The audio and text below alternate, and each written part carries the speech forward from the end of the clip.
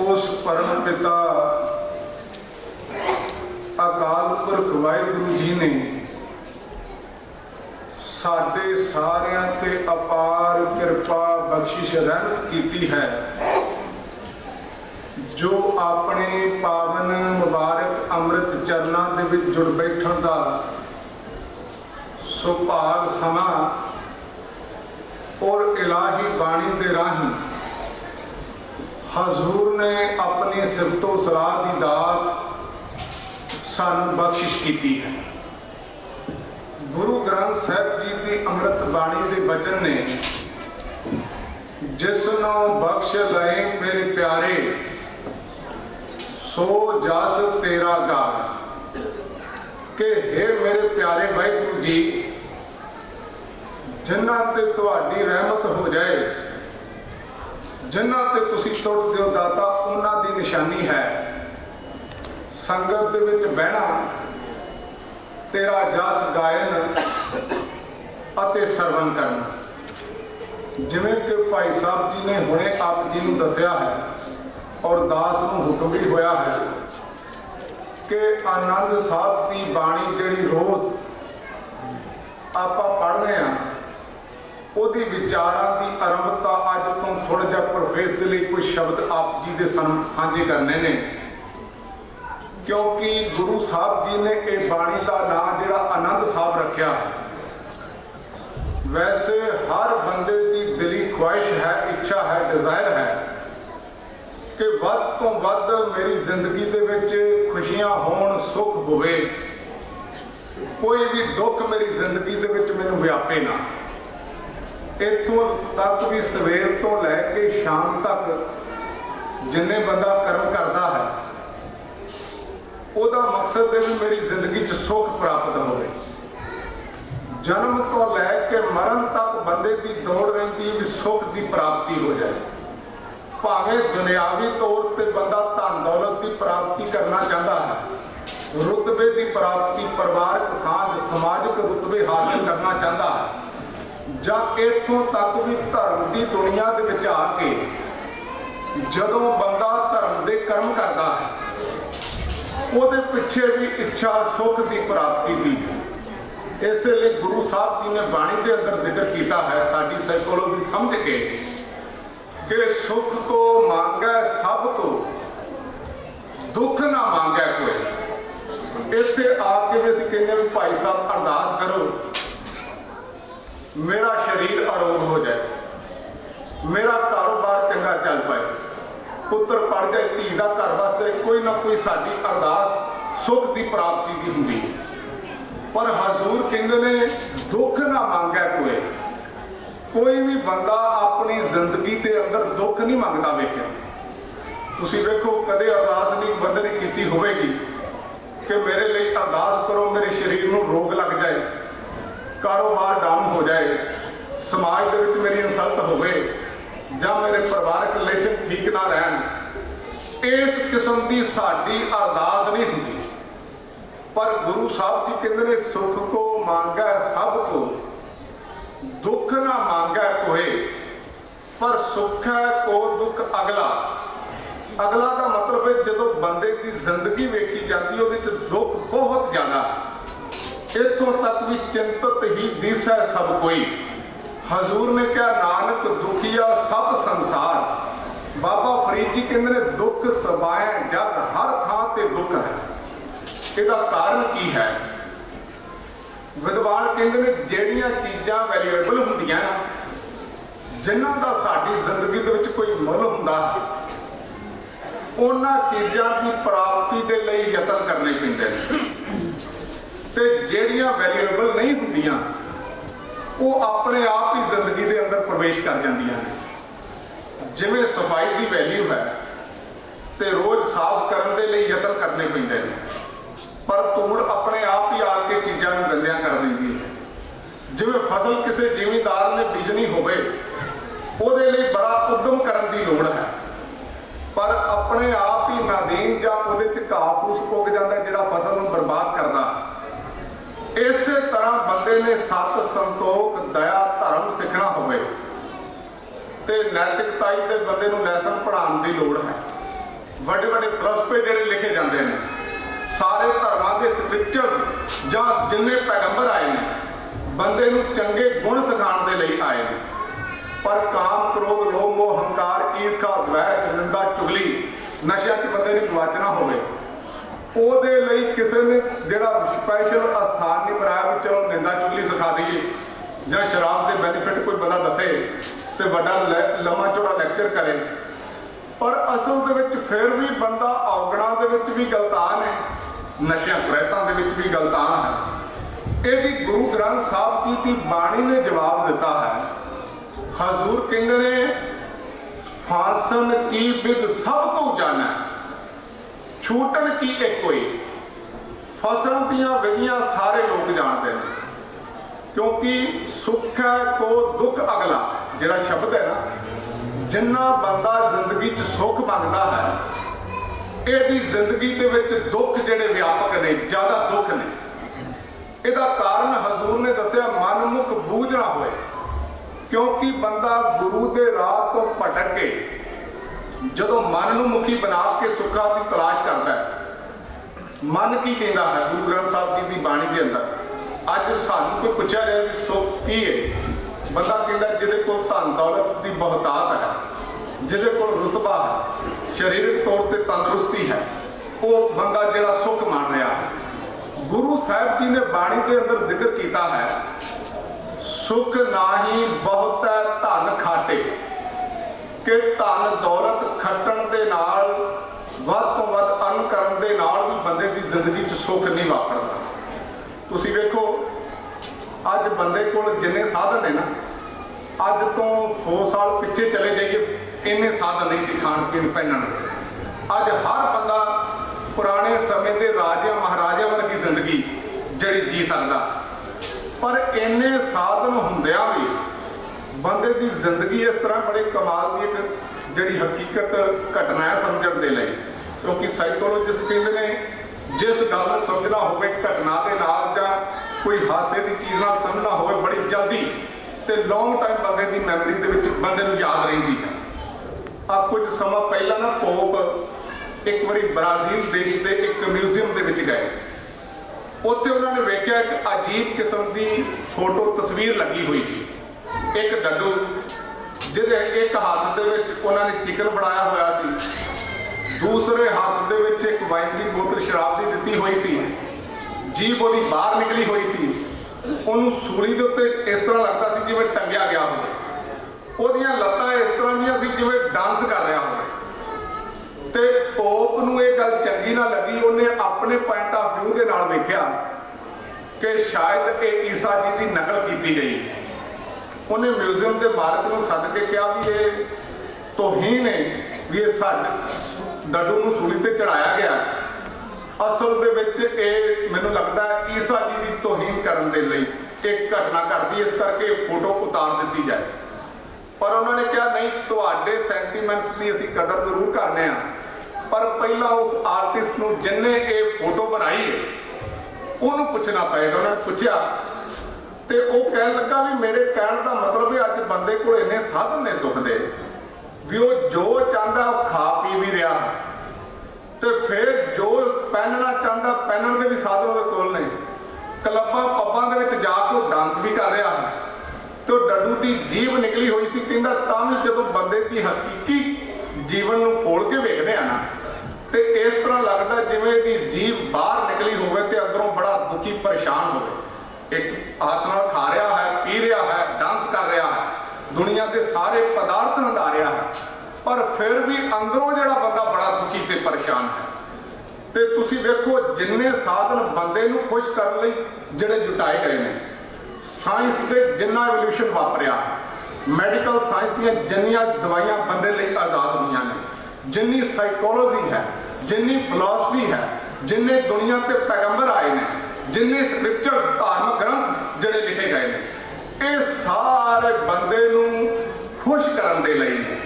ਬੰਦੇ ਨੂੰ ਇਹੋ ਜਿਹਾ ਵੇ ਆਫ ਲਾਈਫ ਜਿਹਦੇ ਨਾਲ ਉਹ ਬੰਦਾ ਆਨੰਦਮਈ ਜ਼ਿੰਦਗੀ ਬਤੀਤ ਕਰ ਸਕੇ। ਪਰ ਗੁਰੂ ਸਾਹਿਬ ਜੀ ਕਹਿੰਦੇ ਨੇ ਜਦੋਂ ਅਸੀਂ ਮਨ ਨੂੰ ਮੁਖੀ ਬਣਾ ਲੈਂਦੇ ਆ ਤੇ ਅਸਲ ਦੇ ਵਿੱਚ ਫੇਰ ਗੁਰੂ ਦੀ ਗੱਲ ਸੁਣਨ ਤੋਂ ਅਸੀਂ ਜਿਹੜਾ ਇਨਕਾਰੀ ਹੋ ਜਾਂਦੇ ਆ, ਉਸ ਸਮੇਂ ਸਾਡੀ ਜ਼ਿੰਦਗੀ ਦੇ ਵਿੱਚ ਸੁੱਖ ਨਹੀਂ ਵਾਪਰਦਾ, ਬਲਕਿ ਇਸੇ ਬੰਦੇ ਦੀ ਇੱਛਾ ਨੂੰ ਅਖੌਤੀ ਧਰਮ ਦੀ ਦੁਨੀਆ ਦੇ ਵਿੱਚ ਵੀ ਕੈਸ਼ ਕੀਤਾ ਗਿਆ, ਕਿਉਂਕਿ ਬੰਦਾ ਇੱਥੇ ਇੰਨਾ ਜ਼ਿਆਦਾ ਪਰੇਸ਼ਾਨ ਤੇ ਦੁਖੀ ਹੈ। ਬਹੁਤੀ ਵਾਰੀ ਬੰਦਾ ਹੌਸਲਾ ਹੀ ਛੱਡ ਗਿਆ ਹੈ। ਅੱਜ ਬੰਦਾ ਕਹਿੰਦਾ ਜੀ ਵੇਖੋ ਜੀ ਚਿੰਤਾ ਤੇ ਸਾਰਿਆਂ ਨੂੰ ਹੈ, ਜਦੋਂ ਪੁੱਛਿਆ ਜਾਏ ਵੀ ਤੁਹਾਨੂੰ ਚਿੰਤਾ ਹੈ ਤੇ ਬੰਦਾ ਕਹਿੰਦਾ ਜੀ ਚਿੰਤਾ ਤੋਂ ਰਹਿਤ ਤੇ ਅੱਜ ਕੱਲ੍ਹ ਕੋਈ ਹੋਏਗਾ ਹੀ ਨਹੀਂ। ਤੇ ਇਸੇ ਕਰਕੇ ਬੰਦੇ ਦੀ ਇਸ ਬਿਰਤੀ ਨੂੰ ਧਰਮ ਦੀ ਦੁਨੀਆ 'ਚ ਵੀ ਕੈਸ਼ ਕੀਤਾ ਗਿਆ। ਜਦੋਂ ਸਵਰਗਾਂ ਦੇ ਲਾਲਚ ਦਿੱਤੇ ਜਾਂਦੇ, ਪੁਜਾਰੀ ਨੇ ਵੇਖਿਆ ਕਿ ਬੰਦਾ ਦੁੱਖਾਂ ਤੋਂ ਬੜਾ ਘਬਰਾਉਂਦਾ ਹੈ, ਸੁੱਖਾਂ ਦੀ ਬੰਦੇ ਦੇ ਅੰਦਰ ਚਾਹਤ ਹੈ, ਜ਼ਿੰਦਗੀ ਦੇ ਅੰਦਰ ਤੇ ਇਹੋ ਜਿਹਾ ਪ੍ਰਬੰਧ ਜਿਹੜਾ ਕੀਤਾ ਨਹੀਂ ਗਿਆ ਵੀ ਜਿਹੜਾ ਬੰਦੇ ਨੂੰ ਸੁਖੀ ਕਰ ਸਕੇ। ਫਿਰ ਉਹਨਾਂ ਨੇ ਧਰਮ ਮਰਨ ਤੋਂ ਬਾਅਦ ਆਫਟਰ ਡੈਥ ਲਾਰੇ ਲਾਏ ਕਿ ਜੇ ਤੁਸੀਂ ਧਰਮ ਦੇ ਇੱਕ ਕਿਰਿਆਕਰਮ ਜੋ ਅਸੀਂ ਕਹਿੰਦੇ ਆ ਉਹਦੇ ਮੁਤਾਬਕ ਚੱਲੋ ਤੇ ਜਿਉਂਦਿਆਂ ਤੇ ਨਹੀਂ ਮਰਨ ਤੋਂ ਬਾਅਦ ਤੁਹਾਨੂੰ ਸਵਰਗ ਮਿਲ ਜਾਏਗਾ, ਜਿੱਥੇ ਸਾਰੇ ਸੁੱਖਾਂ ਦੀ ਕਲਪਨਾ, ਇਸਲਾਮ ਦਾ ਜਿਹੜੇ ਦੁੱਖ ਸਨ ਉਹਨਾਂ ਦੀ ਸੁੱਖਾਂ ਦੀ ਕਲਪਨਾ ਕੀਤੀ ਗਈ। ਵੱਖ-ਵੱਖ ਇਲਾਕਿਆਂ ਦੇ ਮੁਤਾਬਕ ਜਿਵੇਂ ਦੇ ਦੁੱਖ ਸਨ ਉਹਨਾਂ ਸਾਰਿਆਂ ਦਾ ਸੋਲੂਸ਼ਨ ਸਵਰਗ ਦੇ ਵਿੱਚ ਦੱਸਿਆ ਗਿਆ। ਤੇ ਗੁਰੂ ਗ੍ਰੰਥ ਸਾਹਿਬ ਜੀ ਦੀ ਅੰਮ੍ਰਿਤ ਬਾਣੀ ਨੇ ਸਵਰਗ ਤੇ ਨਰਕ ਨੂੰ ਟੋਟਲੀ ਰਿਜੈਕਟ ਕੀਤਾ ਹੈ।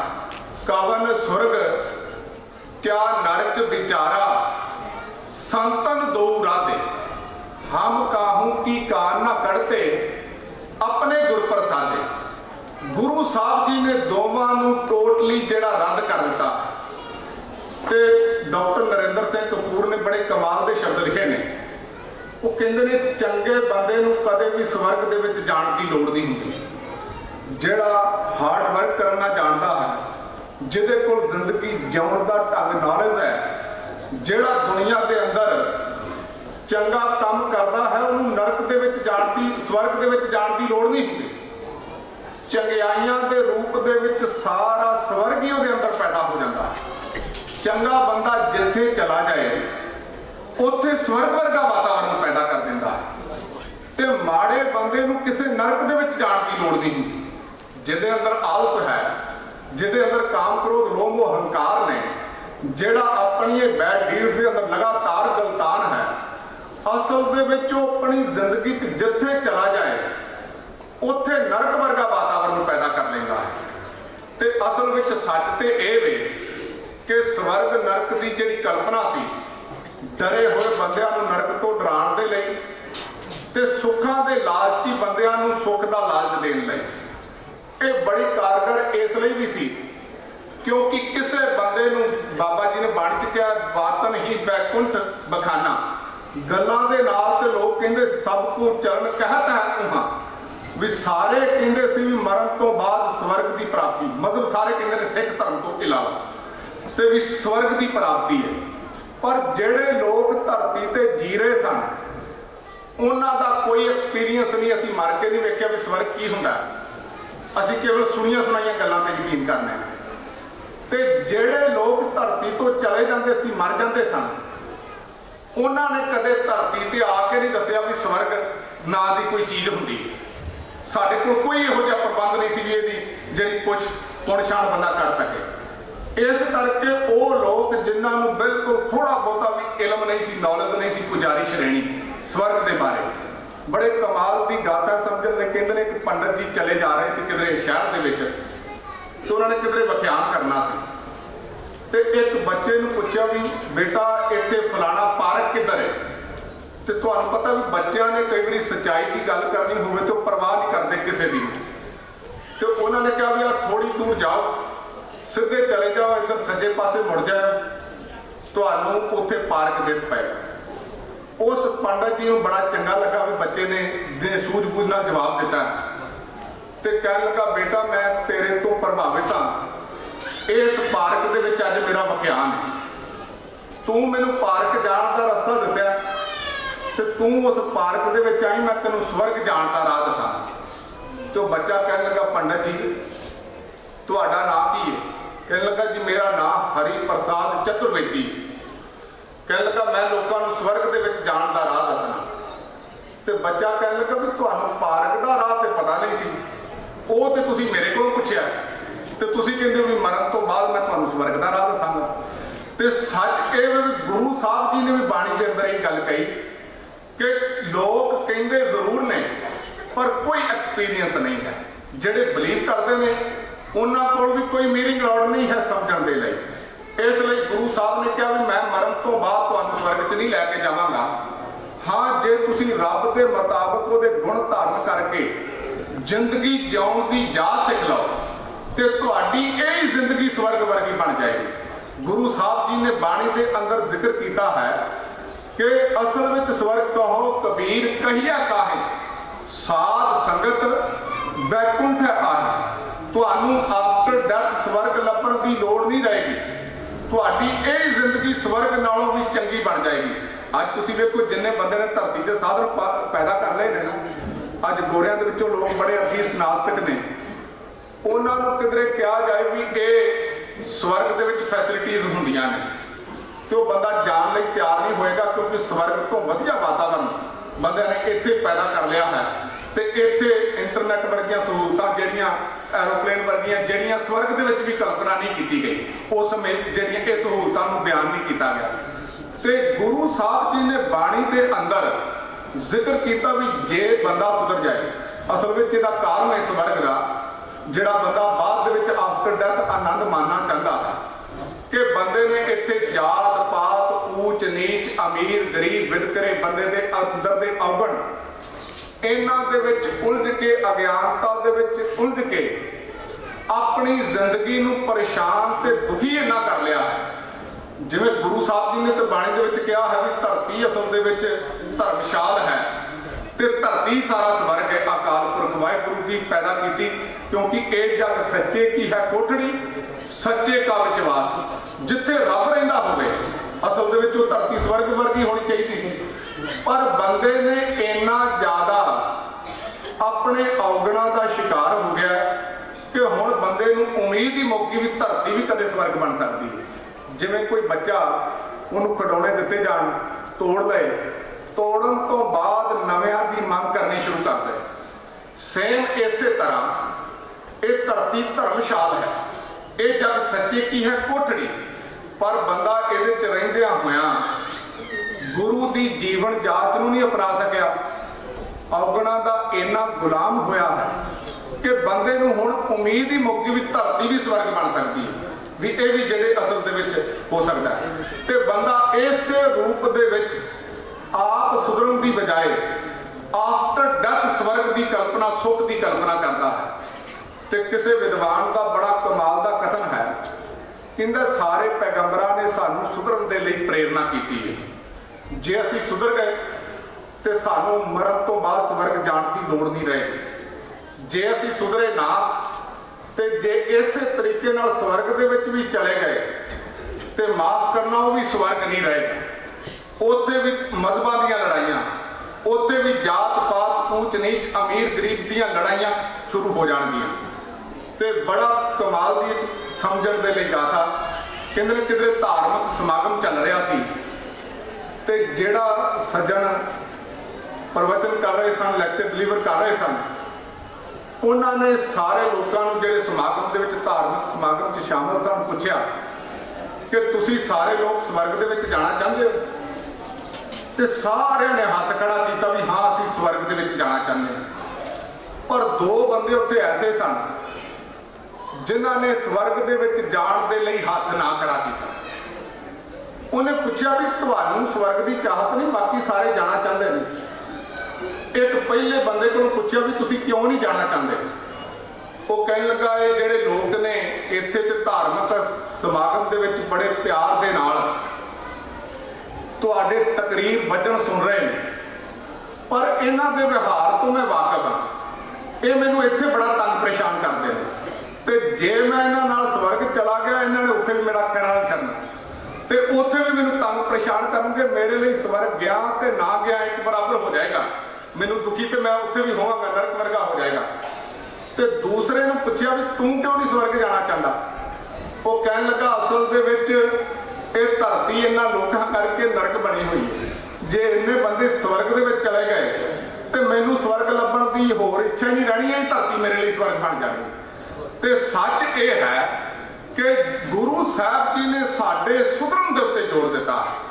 ਇਸ ਕਰਕੇ ਆਫਟਰ ਡੈਥ ਸਾਨੂੰ ਕੋਈ ਪਰਮ ਆਨੰਦ ਜਾਂ ਇਸ ਤਰ੍ਹਾਂ ਕਹ ਲਈਏ ਵੀ ਸਵਰਗ ਦੀ ਪ੍ਰਾਪਤੀ ਹੋਏਗੀ।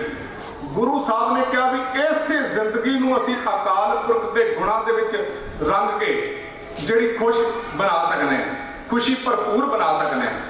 ਫਿਰ ਦੂਸਰੀ ਗੱਲ, ਜਿਹੜੇ ਬੰਦੇ ਨੇ ਸਾਧਨ ਲੱਭੇ ਨੇ, ਗੁਰੂ ਸਾਹਿਬ ਜੀ ਨੇ ਬਾਣੀ ਦੇ ਵਿੱਚ ਕਿਹਾ ਸੁੱਖ ਨਾਹੀਂ ਬਹੁਤ ਧਨ ਖਾਟੇ। ਧਨ ਖੱਟਣ ਦੇ ਨਾਲ ਵੀ ਬੰਦੇ ਦੀ ਜ਼ਿੰਦਗੀ ਦੇ ਵਿੱਚ ਸੁੱਖ ਨਹੀਂ। ਸੁੱਖ ਨਾਹੀਂ ਪੇਕੇ ਨਿਰਤ ਨਾਟੇ, ਨਾਟਕ ਚੇਟਕ ਨਾਲ। ਅੱਜ ਵੇਖੋ ਸਵੇਰ ਤੋਂ ਸ਼ਾਮ ਤੱਕ ਬੰਦਾ ਕੰਮ ਤੋਂ ਥੱਕ ਕੇ ਆਏ ਨਾ, ਸ਼ਾਮ ਨੂੰ ਕਈ ਵਾਰੀ ਸੋਚਦਾ ਟੀਵੀ ਅੱਗੇ ਕੁਝ ਸਮਾਂ ਬਹਿ ਕੇ ਐਂਟਰਟੇਨ ਕਰ ਲਈਏ, ਜਾਂ ਕਿਸੇ ਵਿਸ਼ੇਸ਼ ਥਾਂ ਤੇ ਬੰਦਾ ਘੁੰਮਣ ਚਲਾ ਜਾਏ, ਜਾਂ ਬੰਦਾ ਕਈ ਵਾਰੀ ਨਸ਼ਿਆਂ ਦਾ ਸਹਾਰਾ ਲੈਂਦਾ। ਸ਼ਰਾਬ ਆਦਿਕ ਪੀ ਕੇ ਬੰਦਾ ਸੋਚਦਾ ਵੀ ਮੈਂ ਗਮ ਭੁਲਾ ਰਿਹਾ। ਕਹਿੰਦੇ ਨੇ ਕੋਈ ਬੰਦਾ ਸ਼ਰਾਬ ਪੀ ਰਿਹਾ ਸੀ ਤੇ ਨਾਲ ਦੇ ਬੰਦੇ ਨੇ ਪੁੱਛਿਆ ਵੀ ਤੁਹਾਡਾ ਸ਼ਰਾਬ ਪੀਣ ਦਾ ਕਾਰਨ ਕਿਉਂ ਰੋਜ਼ ਪੀਂਦੇ, ਇਹਦੇ ਨਾਲ ਸਿਹਤ ਖਰਾਬ ਹੁੰਦੀ। ਕਹਿੰਦਾ ਮੈਂ ਆਪਣੇ ਜੀਵਨ ਦੇ ਵਿੱਚ ਦੁਖੀ ਹਾਂ, ਜਿਹੜੇ ਗਮ ਮੇਰੇ ਕੋਲੋਂ ਹੈਂਡਲ ਨਹੀਂ ਹੋ ਰਹੇ, ਬੰਦੇ ਦੀ ਜ਼ਿੰਦਗੀ ਦੇ ਵਿੱਚੋਂ ਗਮ ਮੇਰੇ ਕੋਲੋਂ ਨਿਕਲ ਨਹੀਂ ਰਹੇ, ਇਸ ਕਰਕੇ ਗਮ ਨੂੰ ਭੁਲਾਉਣ ਦੇ ਲਈ ਮੈਂ ਸ਼ਰਾਬ ਪੀਣਾ। ਨਾਲ ਦੇ ਨੇ ਸੁਣ ਕੇ ਕਿਹਾ ਵੀ ਵੇਖੋ ਸ਼ਰਾਬ ਪੀਣ ਦੇ ਨਾਲ ਪ੍ਰੋਬਲਮਸ ਸੋਲਵ ਨਹੀਂ ਹੁੰਦੀਆਂ। ਇਹ ਸੁਣ ਕੇ ਉਹ ਕਹਿਣ ਲੱਗਾ ਕਿ ਜੂਸ ਪੀਣ ਨਾਲ ਕਿਹੜਾ ਪ੍ਰੋਬਲਮ ਸੋਲਵ ਹੋ ਜਾਂਦੀ। ਉਹਦਾ ਜਵਾਬ ਸੀ ਅਸਲ ਵਿੱਚ ਜਦੋਂ ਅਸੀਂ ਸ਼ਰਾਬ ਪੀ ਰਹੇ ਹੁੰਦੇ ਹਾਂ, ਜਿਵੇਂ ਬੰਦੇ ਨੂੰ ਥੋੜੀ ਜਿਹੀ ਸਰੀਰ ਨੂੰ ਸੱਟ ਲੱਗੇ ਸਾਨੂੰ ਦਰਦ ਮਹਿਸੂਸ ਹੁੰਦਾ ਹੈ, ਪਰ ਬੰਦੇ ਦਾ ਜ਼ਿਆਦਾ ਐਕਸੀਡੈਂਟ ਹੋ ਜਾਏ, ਬੰਦਾ ਕੋਮਾ ਦੇ ਵਿੱਚ ਚਲਾ ਜਾਏ, ਫਿਰ ਸਾਨੂੰ ਦਰਦ ਮਹਿਸੂਸ ਨਹੀਂ ਹੁੰਦਾ ਕੋਮਾ ਦੇ ਵਿੱਚ। ਇਸੇ ਤਰ੍ਹਾਂ ਜਦੋਂ ਅਸੀਂ ਨਸ਼ਿਆਂ ਦੇ ਵਿੱਚ ਗਵਾਚੇ ਹੁੰਦੇ ਹਾਂ ਜਾਂ ਇੰਟਰਟੇਨ ਫਿਲਮਾਂ ਆਦਿਕ ਵੇਖ ਕੇ ਨਾਟਕ ਚੇਟਕ ਅਸੀਂ ਕਲੱਬਾਂ ਪੱਬਾਂ ਦੀ ਜ਼ਿੰਦਗੀ ਦੇ ਵਿੱਚੋਂ ਬੰਦਾ ਸੁੱਖ ਲੱਭ ਰਿਹਾ ਹੁੰਦਾ, ਉਹ ਅਸਲ ਦੇ ਵਿੱਚ ਕੋਮਾ ਦੇ ਵਿੱਚ ਚਲਾ ਜਾਂਦਾ ਹੈ, ਉਹ ਬੇਹੋਸ਼ੀ ਦੀ ਹਾਲਤ ਦੇ ਵਿੱਚ ਹੁੰਦਾ ਹੈ। ਤੇ ਫਿਰ ਜਦੋਂ ਉਹਦੇ ਚੋਂ ਬਾਹਰ ਨਿਕਲਦਾ ਬੰਦਾ ਨਸ਼ਿਆਂ ਚੋਂ, ਉਹ ਇੰਟਰਟੇਨਮੈਂਟ ਦੇ ਵਿੱਚੋਂ, ਪ੍ਰੋਬਲਮ ਸਾਡੀਆਂ ਉੱਥੇ ਹੀ ਖੜੀਆਂ ਹੁੰਦੀਆਂ ਨੇ ਤੇ ਉਹ ਸਾਨੂੰ ਫੇਸ ਕਰਨਾ ਪੈਂਦਾ ਹੈ। ਤੇ ਗੁਰੂ ਸਾਹਿਬ ਜੀ ਨੇ ਜ਼ਿਕਰ ਕੀਤਾ ਵੀ ਇਸ ਢੰਗ ਦੇ ਨਾਲ ਵੀ ਜਿਹੜਾ ਬੰਦੇ ਦੀ ਜ਼ਿੰਦਗੀ ਦੇ ਵਿੱਚ ਸੁੱਖ ਨਹੀਂ ਪੈਦਾ ਹੋ ਸਕਦਾ। ਕਿਸੇ ਪੱਛਮੀ ਵਿਦਵਾਨ ਦਾ ਕਥਨ ਹੈ, ਉਹ ਕਹਿੰਦਾ happiness does not spring from physical or mental pleasure but from development of reason and adjustment of conduct to the principles. ਵੀ ਜਦੋਂ ਤੱਕ ਧਰਮ ਦੇ ਅਸੂਲਾਂ ਨੂੰ ਸਮਝ ਕੇ ਬੰਦਾ ਆਪਣੀ ਜ਼ਿੰਦਗੀ ਦੇ ਅੰਦਰ ਨਹੀਂ ਅਪਣਾਉਂਦਾ, ਬਾਹਰੀ ਤੌਰ ਤੇ ਜਿੰਨੇ ਮਰਜ਼ੀ ਸੁੱਖ ਦੇ ਸਾਧਨ ਜੁਟਾਏ ਹੋਣ, ਫਿਰ ਦੁੱਖਾਂ ਦੀ ਅਪਰੋਚ ਇਹ ਵੀ ਹੈ। ਦੋ ਤਰੀਕੇ ਨਾਲ ਬੰਦੇ ਤੇ ਅਸਰਅੰਦਾਜ਼ ਹੁੰਦੇ ਨੇ ਦੁੱਖ। ਜਾਂ ਤਾਂ ਬੰਦਾ ਬਹੁਤ ਜ਼ਿਆਦਾ ਲੰਮਾ ਸਮਾਂ ਦੁਖੀ ਹੋਵੇ, ਆਪਣੇ ਆਪ ਦੇ ਪ੍ਰਤੀ ਗਿਲਾਨੀ ਦੇ ਨਾਲ, ਨਫ਼ਰਤ ਨਾਲ ਭਰ ਜਾਂਦਾ ਹੈ। ਬੰਦਾ ਕਹਿੰਦਾ ਸਾਰਾ ਜ਼ਿੰਦਗੀ ਦਾ ਦੁੱਖ ਮੇਰੇ ਕਰਕੇ ਹੈ, ਮੈਂ ਹੀ ਮਨਹੂਸ ਹਾਂ, ਮੇਰੀ ਕਿਸਮਤ ਚੰਗੀ ਨਹੀਂ, ਮੇਰੀ ਜ਼ਿੰਦਗੀ ਦੇ ਅੰਦਰ ਹੀ ਦੁੱਖ ਕਿਉਂ ਨੇ। ਇਹ ਜਿਹੜੀ ਬੰਦੇ ਦੀ ਗੱਲ ਹੈ, ਇਹ ਬੰਦੇ ਨੂੰ ਆਤਮ ਗਿਲਾਨੀ ਤੇ ਸੁਸਾਈਡ ਦੇ ਰਾਹ ਦੇ ਉੱਤੇ ਪਾ ਦਿੰਦੀ ਹੈ, ਆਤਮ ਹੱਤਿਆ ਦੇ ਰਾਹ ਦੇ ਉੱਤੇ ਬੰਦਾ ਪੈ ਜਾਂਦਾ ਹੈ। ਤੇ ਜਿਹੜੇ ਵਿਦਵਾਨ ਨੇ ਅਸਲ ਦੇ ਵਿੱਚ ਵੇਖੋ, ਕਈ ਵਾਰੀ ਅੱਜ ਵੀ ਸੱਜਣ ਸਵਾਲ ਕਰਦੇ ਨੇ ਵੀ ਗੁਰਮਤਿ ਕਿਸਮਤ ਨੂੰ ਮੰਨਦੀ ਹੈ ਜਾਂ ਨਹੀਂ। ਗੁਰੂ ਸਾਹਿਬ ਜੀ ਨੇ ਬਾਣੀ ਦੇ ਅੰਦਰ ਸਾਨੂੰ ਪਹਿਲਾ ਜਿਹੜਾ ਸਿਧਾਂਤ ਕਿਰਤ ਕਰੋ ਦਿੱਤਾ। ਤੇ ਅੰਗਰੇਜ਼ ਨੂੰ ਬੜੇ ਪ੍ਰੈਕਟੀਕਲ ਲੋਕ ਨੇ ਤੇ ਹਿੰਦੁਸਤਾਨ ਦੇ ਵਿੱਚ ਕਿਸਮਤ ਨੂੰ ਬੜਾ ਵਡਿਆਇਆ ਗਿਆ ਹੈ ਤੇ ਕਿਸਮਤ ਦੇ ਉੱਤੇ ਬੜੀਆਂ ਤਕਰੀਰਾਂ ਵੀ ਮਿਲ ਜਾਂਦੀਆਂ ਨੇ ਤੇ ਕਿਸਮਤ ਦੇ ਉੱਤੇ ਬਲੀਵ ਵੀ ਕੀਤਾ ਗਿਆ ਹੈ। ਤੇ ਨਹੀਂ ਤੇ ਆਮ ਕਰਕੇ ਇੰਗਲਿਸ਼ ਦੇ ਵਿੱਚ ਜਿਹੜਾ ਲਫ਼ਜ਼ ਹੈ ਨਾ, ਇਹ ਲੱਕ ਲਫ਼ਜ਼ ਹੈ ਕਿਸਮਤ ਦੀ ਥਾਂ ਤੇ, ਜਿਹਦਾ ਕਿਸੇ ਵਿਦਵਾਨ ਨੇ ਅਰਥ ਕੀਤਾ ਵੀ ਲੇਬਰ ਅੰਡਰ ਕਰੈਕਟ ਨੌਲੇਜ। ਜਦੋਂ ਕਰੈਕਟ ਨੌਲੇਜ ਦੇ ਅੰਦਰ ਜਦੋਂ ਅਸੀਂ ਵਰਕ ਕਰਦੇ ਹਾਂ ਲਗਾਤਾਰ, ਫਿਰ ਜ਼ਿੰਦਗੀ ਦੇ ਅੰਦਰ ਕੋਈ ਮਾੜਾ ਰਿਜ਼ਲਟ ਨਹੀਂ ਨਿਕਲਦਾ ਬਲਕਿ ਚੰਗਾ ਰਿਜ਼ਲਟ ਨਿਕਲਦਾ ਹੈ। ਤੇ ਗੁਰੂ ਸਾਹਿਬ ਨੇ ਸਾਨੂੰ ਸਦਿਆਂ ਲਈ ਵੱਡਿਆਂ ਭਾਗਾਂ ਵਾਲੇ ਗੁਰੂ ਦੀ ਗਾਈਡੈਂਸ ਦੇ ਵਿੱਚ ਜਦੋਂ ਅਸੀਂ ਕੰਮ ਕਰ ਰਹੇ ਹਾਂ, ਸਤਿਗੁਰ ਸਿੱਖ ਕੋ ਨਾਮ ਧਨ ਦੇ ਗੁਰ ਕਾ ਸਿੱਖ ਵੱਡ ਭਾਗੀ ਹੈ। ਇਹਦਾ ਮਤਲਬ ਸਾਡਾ ਜੇ ਅਸੀਂ ਹਮੇਸ਼ਾ ਹੀ ਲੱਕੀ ਹੋ ਸਕਦੇ ਹਾਂ ਜੇ ਗੁਰੂ ਸਾਹਿਬ ਜੀ ਦੇ ਕੋਲੋਂ ਨਾਮ ਦੀ ਦਾਤ ਲੈ ਕੇ ਗੁਰੂ ਦੇ ਮੁਤਾਬਕ ਜੀਵਨ ਜੀਣਾ ਸਿੱਖ ਲਈਏ। ਨਹੀਂ ਤੇ ਇੱਥੇ ਬੰਦੇ ਜਿਹੜੇ ਕੈਸ਼ ਵੀ ਹੁੰਦੇ ਨੇ, ਜਿਹੜੇ ਲੋਕ ਚਲਾਕ ਲੋਕ ਨੇ, ਉਹਨਾਂ ਨੇ ਦੁਕਾਨਾਂ ਖੋਲ੍ਹੀਆਂ ਹੋਈਆਂ ਨੇ। ਉਹ ਕਹਿੰਦੇ ਨੇ ਵੇਖੋ ਤੁਹਾਡੇ ਹੱਥਾਂ ਤੇ ਲਕੀਰਾਂ ਹੁੰਦੀਆਂ ਜੀ, ਮੱਥੇ ਤੇ ਲੀਕਾਂ ਹੁੰਦੀਆਂ। ਅੱਜ ਵੀ ਲੋਕ ਕਹਿੰਦੇ ਨੇ ਜੀ ਮੱਥੇ ਤੇ ਲੀਕਾਂ ਹੁੰਦੀਆਂ, ਹਾਲਾਂਕਿ ਕੋਈ ਪੜ੍ਹ ਸਕਦਾ ਨਹੀਂ, ਕੋਈ ਇਹੋ ਜਿਹੀ ਭਾਸ਼ਾ ਨੇ।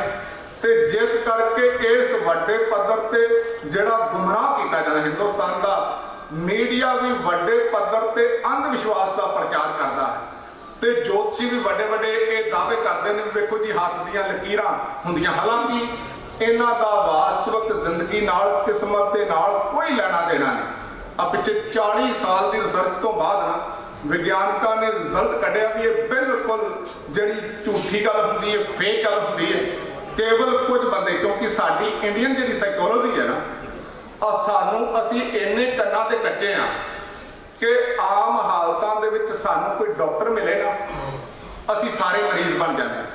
ਜਦੋਂ ਡਾਕਟਰ ਸਾਨੂੰ ਕਹੇ ਨਾ ਵੀ ਆਹ ਬਿਮਾਰੀ ਦੇ ਲੱਛਣ ਹੁੰਦੇ ਨੇ, ਕਈ ਲੋਕ ਅਖਬਾਰ ਦੇ ਵਿੱਚ ਜਾਂ ਕਿਸੇ ਬੁੱਕ ਦੇ ਵਿੱਚ ਇਸ਼ਤਿਹਾਰ ਵੇਖ ਕੇ ਕਿ ਫਲਾਣੀ ਬਿਮਾਰੀ ਦੇ ਇਹ ਲੱਛਣ ਹੁੰਦੇ ਨੇ, ਆਪਣੇ ਆਪ ਹੀ ਸਮਝ ਲੈਂਦੇ ਨੇ ਵੀ ਇਹ ਮੈਨੂੰ ਬਿਮਾਰੀ ਹੋ ਗਈ, ਹਾਲਾਂਕਿ ਡਾਕਟਰ ਨੇ ਡਾਇਗਨੋਜ਼ ਨਹੀਂ ਕੀਤਾ ਹੁੰਦਾ। ਇਸੇ ਤਰ੍ਹਾਂ ਜੇ ਸਾਨੂੰ ਕੋਈ ਇੱਕ ਮਰੀਜ਼ ਮਿਲੇ ਫਿਰ ਅਸੀਂ ਸਾਰੇ ਡਾਕਟਰ ਬਣ ਜਾਂਦੇ ਹਾਂ, ਕਿਉਂਕਿ ਫਿਰ ਬੰਦਾ ਕਹਿੰਦਾ ਜੀ ਫਲਾਣੀ ਪਿਲਸ ਲੈ ਲਓ, ਆ ਫਲਾਣੀ ਦਵਾਈ ਖਾ ਲਓ, ਫਿਰ ਅਸੀਂ ਸਾਰੇ ਡਾਕਟਰ ਹੁੰਦੇ ਹਾਂ। ਇੱਕ ਮਰੀਜ਼ ਮਿਲੇ ਫਿਰ ਅਸੀਂ ਸਾਰੇ ਡਾਕਟਰ ਹੁੰਦੇ ਹਾਂ, ਤੇ ਇੱਕ ਡਾਕਟਰ ਮਿਲੇ ਤੇ ਅਸੀਂ ਸਾਰੇ ਮਰੀਜ਼ ਬਣ ਜਾਂਦੇ ਹਾਂ।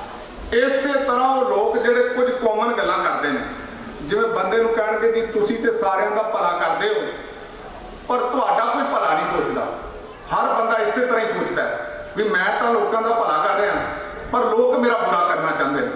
ਫਿਰ ਉਹ ਕਹਿਣਗੇ ਜੀ ਤੁਸੀਂ ਇੱਕ ਵਾਰੀ ਤੁਹਾਡਾ ਐਕਸੀਡੈਂਟ ਹੋਇਆ ਸੀ, ਬੜੀ ਮੁਸ਼ਕਲ ਤੁਹਾਡੀ ਜਾਨ ਬਚੀ, ਤੇ ਹਰ ਬੰਦਾ ਇਮੋਸ਼ਨਲ ਹੁੰਦਾ, ਕੋਈ ਨਾ ਕੋਈ ਛੋਟੀ ਮੋਟੀ ਘਟਨਾ ਵਾਪਰੀ ਹੁੰਦੀ ਹੈ ਤੇ ਬੰਦਾ ਕਹਿੰਦਾ ਜੀ ਪੰਡਤ ਜੀ ਬਿਲਕੁਲ ਠੀਕ ਕਹਿੰਦੇ ਨੇ ਜੀ, ਵੇਖੋ ਜੀ ਫਲਾਣੀ ਥਾਂ ਤੇ ਮੇਰੀ ਡੈਥ ਹੋ ਜਾਣੀ ਸੀ ਪਰ ਇਹ ਮੈਂ ਬੜੀ ਮੁਸ਼ਕਲ ਉਤੋਂ ਉੱਭਰਿਆ ਫਲਾਣੀ ਬਿਮਾਰੀ ਤੋਂ।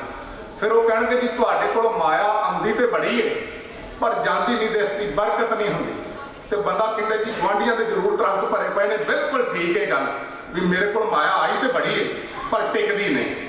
ਪਰ ਵੱਡੇ ਵੱਡੇ ਮਸਲੇ ਫਿਰ ਇੱਥੇ ਉਹਨਾਂ ਨੇ ਦੁਕਾਨਾਂ ਵੀ ਖੋਲੀਆਂ ਹੋਈਆਂ, ਕਿਉਂਕਿ ਪਹਿਲੀ ਅਪਰੋਚ ਹੁੰਦੀ ਹੈ ਬੰਦਾ ਆਪਣੀ ਕਿਸਮਤ ਨੂੰ ਦੋਸ਼ ਦਿੰਦਾ ਹੈ, ਦੂਸਰਾ ਆਪਣੇ ਦੁੱਖਾਂ ਲਈ ਦੂਜਿਆਂ ਨੂੰ ਜ਼ਿੰਮੇਵਾਰ ਠਹਿਰਾਉਂਦਾ ਹੈ ਕਿ ਮੇਰਾ ਮਾਤਾ ਪਿਤਾ ਨੇ ਜਿਹੜੇ ਜ਼ਿੰਦਗੀ 'ਚ ਸਕਸੈਸਫੁਲ ਨਹੀਂ ਨਾ ਹੁੰਦੇ।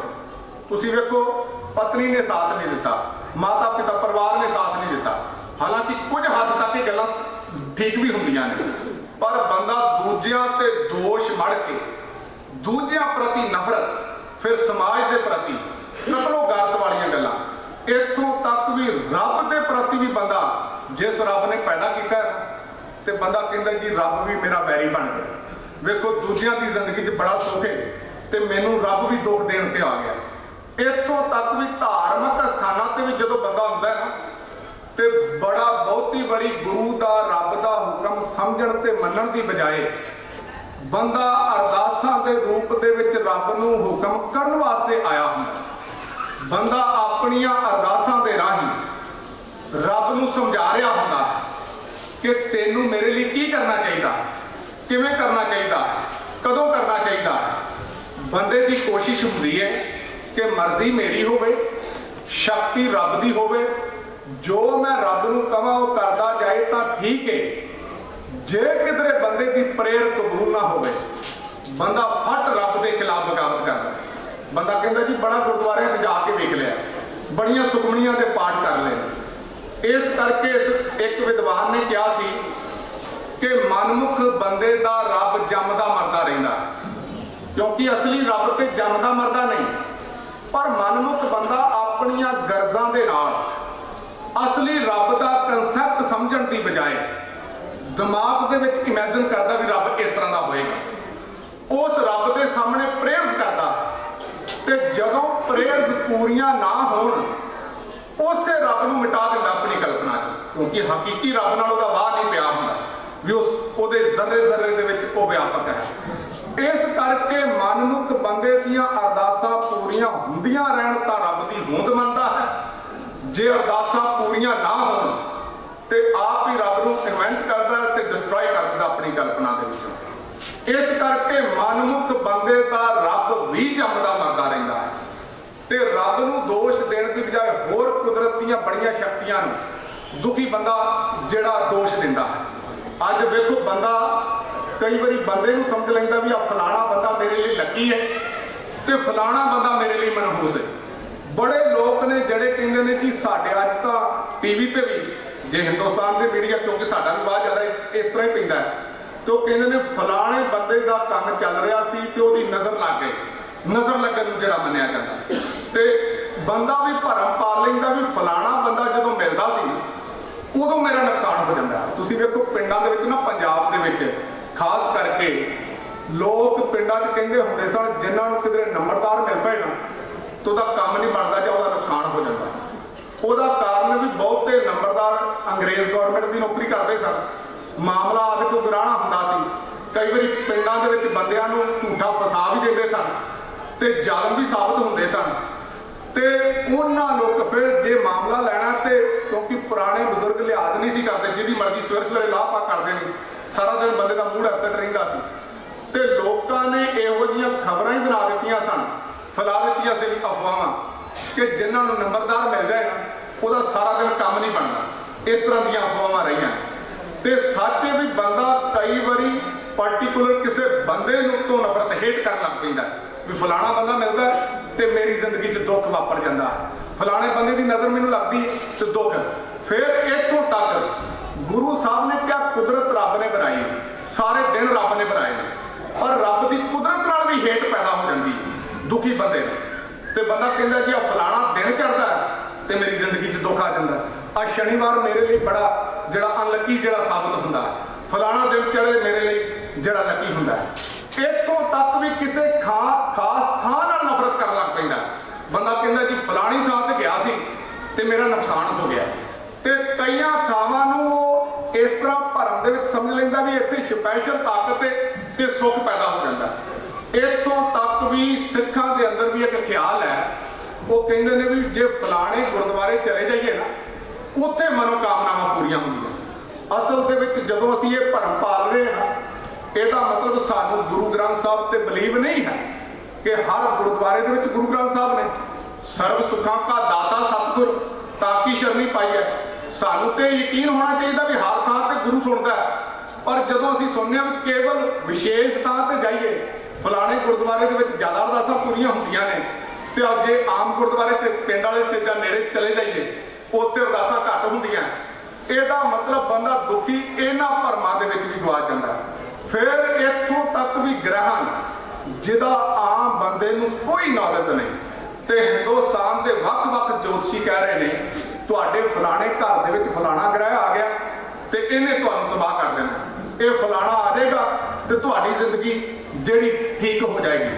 ਫਿਰ ਉਹ ਇੱਥੇ ਬੈਠ ਕੇ ਹੀ ਆਪਣੇ ਗ੍ਰਹਿਾਂ ਨੂੰ ਅੱਗੇ ਪਿੱਛੇ ਕਰ ਰਹੇ ਨੇ ਕੰਪਿਊਟਰ ਰਾਹੀਂ ਜਾਂ ਆਪਣੇ ਉਪਾਅ ਦੇ ਰਾਹੀਂ। ਮੈਂ ਕਹਿੰਦਾ ਜੇ ਕਿਧਰੇ ਗ੍ਰਹਿ ਇਹਨਾਂ ਦੇ ਮੁਤਾਬਕ ਚੱਲਦੇ ਹੁੰਦੇ ਤੇ ਅਸਮਾਨ ਦੇ ਵਿੱਚ ਬੜੇ ਐਕਸੀਡੈਂਟ ਹੋਣੇ ਸੀ, ਕਿਉਂਕਿ ਸਾਰੇ ਜੋਤਸ਼ੀ ਆਪਣੇ ਆਪਣੇ ਤਰੀਕੇ ਨਾਲ ਬੜੇ ਗ੍ਰਹਿਾਂ ਨੂੰ ਆਪਰੇਟ ਕਰਨ ਵਾਸਤੇ ਲੱਗੇ ਹੋਏ ਨੇ। ਫਿਰ ਵਰਲਡ ਦੀਆਂ ਬੜੀਆਂ ਵੱਡੀਆਂ ਪ੍ਰੋਬਲਮਸ ਨੇ। ਅੱਜ ਜਿਹਨੂੰ ਕਿਹਾ ਜਾ ਰਿਹਾ ਵੀ ਫਲਾਣਾ ਨੈਕਲੈਸ ਪਾ ਲਓ ਤੁਹਾਡੀ ਇਕਨੋਮੀ ਘਰ ਦੀ ਠੀਕ ਹੋ ਜਾਏਗੀ, ਤੇ ਵਰਲਡ ਦੀ ਵੀ ਇਕਨੋਮੀ ਡਾਊਨ ਹੁੰਦੀ ਹੈ ਤੇ ਕੋਈ ਜੋਤਸ਼ੀ ਅੱਗੇ ਨਹੀਂ ਆਉਂਦਾ ਫਲਾਣੀ ਕੰਪਨੀ ਨੂੰ ਜਾਂ ਇਹ ਜਿਹੜਾ ਨੈਕਲੈਸ ਪਵਾ ਦਿੱਤਾ ਜਾਏ, ਵਿਸ਼ੇਸ਼ ਕਿਧਰੇ ਨਗ ਪਵਾ ਲਿਆ ਜਾਏ। ਆ ਤੁਸੀਂ ਵੇਖੋ ਆ ਪਿੱਛੇ ਜੇ ਓਸਾਮਾ ਬਿਨ ਲਦੇਨ ਨੂੰ ਫੜਨਾ ਸੀ ਤੇ ਅਮਰੀਕਾ ਨੇ ਹਜ਼ਾਰਾਂ ਡਾਲਰ ਹਜ਼ਾਰਾਂ ਬੰਦੇ ਮਾਰੇ ਗਏ, ਪਰ ਕਿਸੇ ਜੋਤਸ਼ੀ ਨੇ ਨਹੀਂ ਕਿਹਾ ਵੀ ਫਲਾਣਾ ਤੁਸੀਂ ਨਗ ਪਵਾ ਲਓ ਤੇ ਤੁਹਾਨੂੰ ਕਿਧਰੇ ਜਾਣ ਦੀ ਲੋੜ ਨਹੀਂ, ਆਪਣੇ ਆਪ ਓਸਾਮਾ ਬਿਨ ਲਦੇਨ ਘਰ ਆ ਜਾਏਗਾ ਜਾਂ ਤੁਹਾਨੂੰ ਗ੍ਰਿਫਤਾਰੀ ਹੋ ਜਾਏਗੀ। ਇਹਦਾ ਮਤਲਬ ਫਿਰ ਹਿੰਦੁਸਤਾਨ ਦੇ ਵਿੱਚ ਲੋਕ ਮੰਨਦੇ ਨੇ ਕਿ ਜਿਹੜਾ ਪਠਾਨ ਲੋਕਾਂ ਦੇ ਵਿੱਚ ਕੋਲ ਕਾਲਾ ਇਲਮ ਬੜਾ ਹੁੰਦਾ। ਬੰਗਾਲ ਦੀ ਤਰਫ ਜਾਈਏ ਨਾ ਤੇ ਲੋਕ ਕਹਿੰਦੇ ਨੇ ਜੀ ਇਹਨਾਂ ਕੋਲ ਬੜਾ ਕਾਲਾ ਜਾਦੂ ਹੁੰਦਾ ਹੈ, ਤੇ ਗੁਰੂ ਸਾਹਿਬ ਨਾਲ ਵੀ ਕਹਾਣੀਆਂ ਜੋੜਨ ਦਾ ਯਤਨ ਕੀਤਾ ਵੀ ਭਾਈ ਮਰਦਾਨਾ ਜੀ ਨੂੰ ਭੇਡੂ ਬਣਾ ਲਿਆ ਸੀ। ਇਹ ਜਿਹੜੀ ਕਹਾਣੀ ਤੁਹਾਨੂੰ ਪਤਾ ਪ੍ਰਚਲਿਤ ਹੈ, ਤੇ ਮੈਂ ਇਹਨੂੰ ਫੇਰ ਕਿਧਰੇ ਤੁਹਾਡੇ ਸਾਹਮਣੇ ਆਉਣ ਵਾਲੇ ਦਿਨਾਂ 'ਚ ਰੱਖਣਾ। ਤੁਸੀਂ ਵੇਖੋ ਕਸ਼ਮੀਰ ਦਾ ਮਸਲਾ ਹੈ, ਜੇ ਕਿਧਰੇ ਕਿਸੇ ਜੋਤਸ਼ੀ ਦੇ ਵਿੱਚ ਜਾਦੂ ਟੂਣੇ ਵਾਲੇ ਦੇ ਵਿੱਚ ਭੂਤ ਪ੍ਰੇਤ ਵਾਲੇ ਦੇ ਵਿੱਚ ਕੋਈ ਗੱਲ ਹੁੰਦੀ ਤੇ ਉਹਨਾਂ ਨੇ ਉੱਥੇ ਕੁਝ ਨਗ ਪਾ ਕੇ ਜਾਂ ਉਪਾਅ ਕਰਕੇ ਨੇ ਜੋਤਸ਼ੀ ਨੇ ਹਿੰਦੁਸਤਾਨ ਦੀ ਗਵਰਨਮੈਂਟ ਕੋਲੋਂ ਤੇ ਵੱਡੇ ਲੀਡਰ ਵੀ ਹਮਲ ਕਰਾਉਂਦੇ ਨੇ ਤੇ ਉਹਨਾਂ ਨੇ ਉਹ ਮਸਲਾ ਅੱਜ ਤੱਕ ਹੱਲ ਕਰ ਲੈਣਾ। ਜੇ ਪਾਕਿਸਤਾਨ ਵਾਲਿਆਂ ਕੋਲ ਕੋਈ ਇਹੋ ਜਿਹਾ ਹੁੰਦਾ ਤਾਂ ਉਹਨਾਂ ਨੇ ਆਪਣੇ ਕਬਜ਼ੇ ਦੇ ਵਿੱਚ ਲੈ ਲੈਣਾ ਸੀ। ਵਿਸ਼ਵ ਦੀਆਂ ਵੱਡੀਆਂ ਵੱਡੀਆਂ ਪ੍ਰੋਬਲਮਸ ਨੇ ਜਿਹੜੀਆਂ ਸਾਡੇ ਸਾਹਮਣੇ ਨੇ। ਫਿਰ ਜੇ ਮਾਨਸਿਕ, ਕਿਉਂਕਿ ਬੰਦੇ ਦੇ ਕੁਝ ਦੁੱਖ ਹੁੰਦੇ ਨੇ ਸਰੀਰਕ ਦੁੱਖ, ਜਿਵੇਂ ਮੰਨ ਲਓ ਸਰੀਰਕ ਰਹਿਣ ਲਈ ਛੱਤ ਨਹੀਂ ਹੈ, ਖਾਣ ਪੀਣ ਦੇ ਲਈ ਪਦਾਰਥਾਂ ਦੀ ਪੂਰਤੀ ਨਹੀਂ, ਸਰੀਰਕ ਐਕਸੀਡੈਂਟ ਬੰਦੇ ਦਾ ਹੁੰਦਾ ਹੈ, ਬਿਮਾਰੀ ਕੋਈ ਲੱਗਦੀ, ਇਹ ਸਰੀਰਕ ਦੁੱਖ ਨੇ। ਕੁਝ ਦੁੱਖ ਬੰਦੇ ਦੇ ਮਾਨਸਿਕ ਤੌਰ ਤੇ ਨੇ, ਬੰਦੇ ਦੀ ਸੋਚ ਜਿੰਦਾ ਬੰਦੇ ਨੂੰ ਸਮਝ ਵੀ ਨਹੀਂ ਆਉਂਦੀ। ਅੱਜ ਤੁਸੀਂ ਵੇਖੋ ਬੜੇ ਲੋਕ ਨੇ ਜਿਹੜੇ ਭੂਤ ਪ੍ਰੇਤ ਦੇ ਉੱਤੇ ਬਿਲੀਵ ਕਰਦੇ ਨੇ।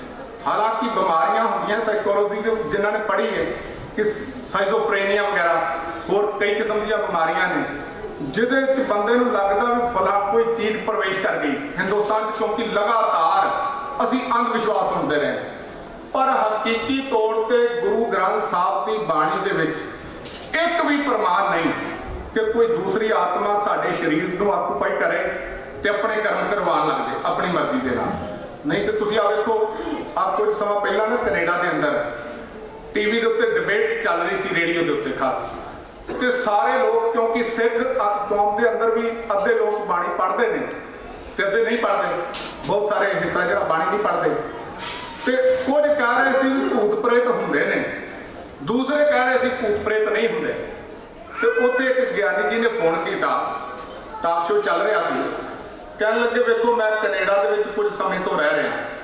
ਉਹਨਾਂ ਨੇ ਦੱਸਿਆ ਵੀ ਮੇਰਾ ਬੈਂਕ ਬੈਲੈਂਸ ਇੰਨੇ $1000 ਹੈ, ਮੈਂ $16,000 ਉਸ ਬੰਦੇ ਨੂੰ ਦੇਣ ਲਈ ਤਿਆਰ ਹਾਂ ਜਿਹੜਾ ਇਹ ਬਲੀਵ ਕਰਦਾ ਵੀ ਭੂਤ ਪ੍ਰੇਤ ਹੁੰਦੇ ਨੇ ਤੇ ਮੈਨੂੰ ਪ੍ਰੂਫ ਕਰਾ ਦੇ। ਮੇਰੀ ਇੱਕ ਪ੍ਰੋਬਲਮ ਹੈ, ਕਹਿੰਦੇ ਮੈਂ ਕੈਨੇਡਾ ਦੇ ਵਿੱਚ ਪੱਕੇ ਹੋਣਾ ਤੇ ਪੱਕੇ ਲਈ ਆਈਲੈਟਸ ਵਗੈਰਾ ਚਾਹੀਦੀ, ਇੰਗਲਿਸ਼ ਮੈਨੂੰ ਚਾਹੀਦੀ, ਤੇ ਮੈਨੂੰ 2-3 ਘੰਟੇ ਲਈ ਗੋਰੇ ਦਾ ਭੂਤ ਚਾਹੀਦਾ ਵੀ ਉਹ ਮੇਰੇ ਵਿੱਚ ਪ੍ਰਵੇਸ਼ ਕਰੇ ਤੇ ਪ੍ਰਵੇਸ਼ ਕਰਨ ਤੋਂ ਬਾਅਦ ਫਰਾਟੇਦਾਰ ਇੰਗਲਿਸ਼ ਬੋਲੇ ਤੇ ਬਾਅਦ ਦੇ ਵਿੱਚ ਉਹ ਟੈਸਟ ਹੋ ਜਾਏ ਤੇ ਫਿਰ ਤੁਹਾਨੂੰ ਮੈਂ ਉਹ ਸਾਰਾ ਬੈਂਕ ਬੈਲੈਂਸ ਤੁਹਾਨੂੰ ਦੇਣ ਦੇ ਲਈ ਤਿਆਰ।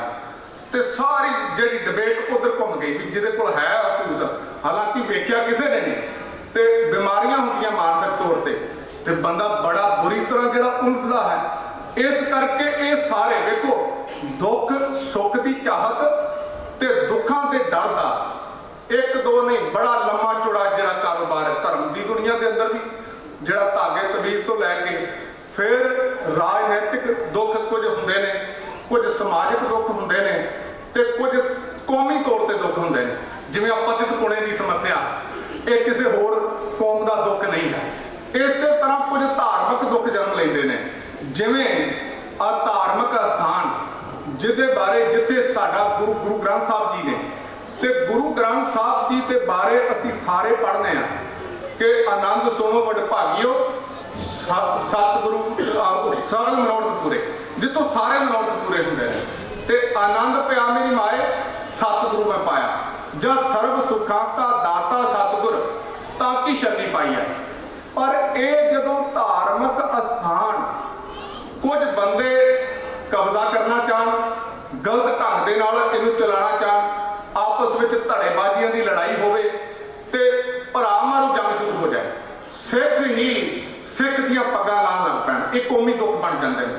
ਅਸਲ ਦੇ ਵਿੱਚ ਇਹ ਕੌਮ ਦੇ ਨਾਲ ਸੰਬੰਧਿਤ ਦੁੱਖ ਨੇ। ਇਸੇ ਤਰ੍ਹਾਂ ਕੁਝ ਦੁੱਖ ਨੇ ਸਾਰੇ ਸੰਸਾਰ ਦੇ ਪ੍ਰਤੀ, ਜਿਵੇਂ ਓਜ਼ੋਨ ਦੀ ਪਰਤ ਫਟ ਰਹੀ, ਵਾਤਾਵਰਣ ਦੀ ਸਮੱਸਿਆ, ਧਰਤੀ ਦੀ ਜਿਹੜੀ ਪੋਲਿਊਸ਼ਨ ਜਿਹੜਾ ਵੱਧ ਰਿਹਾ, ਦੁਨੀਆ ਦੇ ਅੰਦਰ ਸਾਰੇ ਦੁੱਖ, ਜਿਹਨੂੰ ਅਸੀਂ ਕਹਿੰਦੇ ਹਾਂ ਨਾ ਗੁਰੂ ਗ੍ਰੰਥ ਸਾਹਿਬ ਜੀ ਦੀ ਹਜ਼ੂਰੀ ਦੇ ਵਿੱਚ ਕਿ ਨਾਨਕ ਨਾਮ ਚੜ੍ਹਦੀ ਕਲਾ ਤੇਰੇ ਭਾਣੇ ਸਰਬਤ ਦਾ ਭਲਾ, ਇਹ ਕੇਵਲ ਅੱਜ ਦੀ ਜਿਹੜੀ ਵਿਚਾਰ ਸੀ, ਪ੍ਰਵੇਸ਼ ਸੀ ਕੇਵਲ ਇੱਕ ਭੂਮਿਕਾ ਦੇ ਤੌਰ ਤੇ ਕਿ ਆਨੰਦ ਸਾਹਿਬ ਦੀ ਬਾਣੀ ਦੇ ਅੰਦਰ ਵਰਲਡ ਦੀਆਂ ਸਾਰੀਆਂ ਸਮੱਸਿਆਵਾਂ, ਵੈਸੇ ਸਾਰੀ ਬਾਣੀ ਦੇ ਵਿੱਚ ਟੌਪਿਕ ਨੇ, ਤੇ ਗੁਰੂ ਗ੍ਰੰਥ ਸਾਹਿਬ ਦੀ ਬਾਣੀ ਦੇ ਵਿੱਚ ਇਸੇ ਕਰਕੇ ਆਰਨਲਡ ਟਾਈਮਲੀ ਨੇ ਲਿਖਿਆ ਸੀ ਕਿ ਗੁਰੂ ਗ੍ਰੰਥ ਸਾਹਿਬ ਜੀ ਦੀ ਬਾਣੀ ਬੰਦੇ ਦੀਆਂ ਸਾਰੀਆਂ ਸਮੱਸਿਆਵਾਂ ਦਾ ਹੱਲ ਹੈ। ਜਿਹੜਾ ਗੁਰੂ ਗ੍ਰੰਥ ਸਾਹਿਬ ਜੀ ਦੀ ਬਾਣੀ ਪੜ੍ਹੇਗਾ ਉਹ ਕਹਿੰਦਾ ਮੇਰੇ ਸਾਹਮਣੇ ਕੋਈ ਵੀ ਤੁਸੀਂ ਪ੍ਰੋਬਲਮ ਰੱਖੋ, ਮੈਂ ਗੁਰੂ ਗ੍ਰੰਥ ਸਾਹਿਬ ਜੀ ਦੀ ਬਾਣੀ ਦੇ ਵਿੱਚੋਂ ਸੋਲੂਸ਼ਨ ਲੱਭ ਕੇ ਤੁਹਾਨੂੰ ਦੱਸਾਂਗਾ ਕਿ ਅਸਲ ਵਿੱਚ ਗੁਰੂ ਗ੍ਰੰਥ ਸਾਹਿਬ ਜੀ ਦੀ ਬਾਣੀ ਬੰਦੇ ਨੂੰ ਬਿਲਕੁਲ ਪੂਰਾ ਸੁੱਖ ਤੇ ਆਨੰਦ ਜਿਹਨੂੰ ਕਿਹਾ ਗਿਆ, ਜਿਹਦੀ ਡੈਫੀਨੇਸ਼ਨ ਹੈ ਜਿਹਨੂੰ ਕੇਵਲ ਮਾਣਿਆ ਹੀ ਜਾ ਸਕਦਾ। ਆਨੰਦ ਸਭ ਤੋਂ ਕਹਾਂ, ਆਨੰਦ ਗੁਰੂ ਤੇ ਜਾਣਿਆ ਤੇ ਆਪਣੀ ਜ਼ਿੰਦਗੀ 'ਚ ਹੰਡਾਇਆ ਜਾ ਸਕਦਾ ਹੈ, ਉਹ ਸਾਰੇ ਸੁੱਖ ਗੁਰੂ ਗ੍ਰੰਥ ਸਾਹਿਬ ਜੀ ਦੀ ਅੰਮ੍ਰਿਤ ਬਾਣੀ ਦੇ ਵਿੱਚ ਨੇ। ਗੁਰੂ ਸਾਹਿਬ ਜੀ ਕਿਰਪਾ ਕਰਨ ਆਉਣ ਵਾਲੇ ਸਮੇਂ ਦੇ ਵਿੱਚ। ਮੈਂ ਅਰਜ਼ ਕਰਾਂਗਾ ਵੀ ਜੇ ਕਿਸੇ ਦਾ ਸਵਾਲ ਹੋਵੇ, ਕਿਸੇ, ਕਿਉਂਕਿ ਅੱਜ ਪਹਿਲਾ ਦਿਨ ਸੀ ਦੱਸਦਾ ਇੱਥੇ, ਤੇ ਹੌਲੀ ਹੌਲੀ ਹੋਰ ਜਿੰਨਾ ਸੰਗਤ ਦੇ ਨਾਲ ਰਾਬਤਾ ਕਾਇਮ ਹੁੰਦਾ ਹੈ, ਤੁਹਾਡੀ ਸੇਵਾ ਦੇ ਵਿੱਚ ਚੰਗੇ ਢੰਗ ਨਾਲ ਹਾਜ਼ਰ ਹੋਇਆ ਜਾ ਸਕਦਾ ਹੈ। ਕਿਸੇ ਦਾ ਕੋਈ ਸਵਾਲ ਹੋਵੇ ਤੇ ਉਹ ਤੁਸੀਂ ਵਿਚਾਰਾਂ ਦੀ ਦੀਵਾਨ ਦੀ ਸਮਾਪਤੀ ਤੋਂ ਬਾਅਦ ਕਿਸੇ ਕਿਸਮ ਦਾ ਗੁਰਮਤਿ ਦਾ ਸਵਾਲ ਤੁਸੀਂ ਉਹ ਰੱਖ ਸਕਦੇ ਹੋ। ਦੂਸਰਾ ਬੇਨਤੀ ਕੀਤੀ ਸੀ ਪ੍ਰਬੰਧਕ ਸੱਜਣਾ ਦੇ ਚਰਨਾਂ 'ਚ, ਅਨਾਉਂਸਮੈਂਟ ਵੀ ਹੋਵੇਗੀ ਕਿ ਜੇ ਕਿਸੇ ਨੇ ਪਾਠ ਗੁਰੂ ਗ੍ਰੰਥ ਸਾਹਿਬ ਦੀ ਬਾਣੀ ਦੀ ਸੰਥਿਆ ਲੈਣੀ ਹੋਵੇ, ਜਦੋਂ ਤੁਹਾਨੂੰ ਟਾਈਮ ਸੂਟ ਕਰਦਾ ਹੈ, ਤੇ ਉਸ ਸਮੇਂ ਦਾਸ ਸਾਰਾ ਦਿਨ ਇੱਥੇ ਅਵੇਲੇਬਲ ਹੈ। ਇਸੇ ਤਰ੍ਹਾਂ ਕੋਈ ਹੋਰ ਗੁਰਮਤਿ ਦੇ ਨਾਲ ਸੰਬੰਧਿਤ ਜਾਣਕਾਰੀ, ਤੇ ਜੇ ਕਿਸੇ ਨੇ ਸੁਝਾਅ ਦੇਣਾ ਹੋਵੇ ਆਪਣੇ ਵੱਲੋਂ ਕੁਝ ਐਡ ਸਾਈਕੋਲੋਜੀ ਫਿਲਾਸਫੀ ਦੇ ਵਿੱਚ ਕਿਸੇ ਦਾ ਕੋਈ ਮਾਹਿਰ ਹੈ, ਤੇ ਉਹ ਵੀ ਸੁਝਾਅ ਤੁਸੀਂ ਦੇ ਸਕਦੇ ਹੋ, ਕਿਉਂਕਿ ਅਸੀਂ ਸਾਰਿਆਂ ਨੇ ਮਿਲ ਕੇ ਆਨੰਦ ਸਾਹਿਬ ਦੀ ਬਾਣੀ ਇਸ ਰੂਪ ਦੇ ਵਿੱਚ ਸਮਝਣ ਦਾ ਯਤਨ ਕਰਨਾ ਹੈ ਕਿ ਗੁਰੂ ਗ੍ਰੰਥ ਸਾਹਿਬ ਜੀ ਦੀ ਬਾਣੀ ਸਾਨੂੰ ਸਾਰਾ ਕੁਝ ਦੇਣ ਦੇ ਸਮਰੱਥ ਹੈ। ਚਾਰ ਪਦਾਰਥ ਜੇ ਕੋ ਮੰਗੈ ਸਾਧ ਜਨਾ ਕੀ ਸੇਵਾ ਲਾਗੈ, ਤੇ ਸਾਡੇ ਸਾਰੇ ਦੁੱਖਾਂ ਨੂੰ ਦੂਰ ਕਰਨ ਦੇ ਸਮਰੱਥ ਹੈ। ਤੇ ਜ਼ਿੰਦਗੀ ਭਾਵੇਂ ਪਰਿਵਾਰਕ ਤੌਰ ਤੇ ਹੋਵੇ, ਆਰਥਿਕ ਤੌਰ ਤੇ ਹੋਵੇ, ਰਾਜਨੀਤਿਕ ਤੌਰ ਤੇ ਹੋਵੇ, ਧਾਰਮਿਕ ਤੌਰ ਤੇ ਹੋਵੇ, ਸਮਾਜਿਕ ਤੌਰ ਤੇ ਹੋਵੇ, ਖੁਸ਼ੀਆਂ ਭਰਪੂਰ ਬਣਾਉਣ ਦੇ ਲਈ ਗੁਰੂ ਸਾਹਿਬ ਜੀ ਨੇ ਅੰਮ੍ਰਿਤ ਬਾਣੀ ਦੇ ਅੰਦਰ ਸਾਰਾ ਕੁਝ ਰੱਖਿਆ ਹੈ। ਗੁਰੂ ਸਾਹਿਬ ਜੀ ਮਿਹਰ ਕਰਨ, ਇਹ ਅਮੋਲਕ ਵਿਚਾਰ ਜੋ ਗੁਰੂ ਗ੍ਰੰਥ ਸਾਹਿਬ ਜੀ ਦੀ ਬਾਣੀ ਦੇ ਵਿੱਚੋਂ ਆਪਾਂ ਸਰਵਣ ਕੀਤੇ ਨੇ, ਸਾਡੀ ਜ਼ਿੰਦਗੀ ਦਾ ਹਿੱਸਾ ਬਣ ਜਾਣ। ਗਲਤੀਆਂ ਭੁੱਲਾਂ ਦੀ ਖਿਮਾ ਕਰਦੇ ਹੋਏ ਫਤਿਹ ਦੀ ਸਾਂਝ ਕਰੋ ਜੀਓ। ਵਾਹਿਗੁਰੂ ਜੀ ਕਾ ਖਾਲਸਾ, ਵਾਹਿਗੁਰੂ ਜੀ ਕੀ ਫਤਿਹ।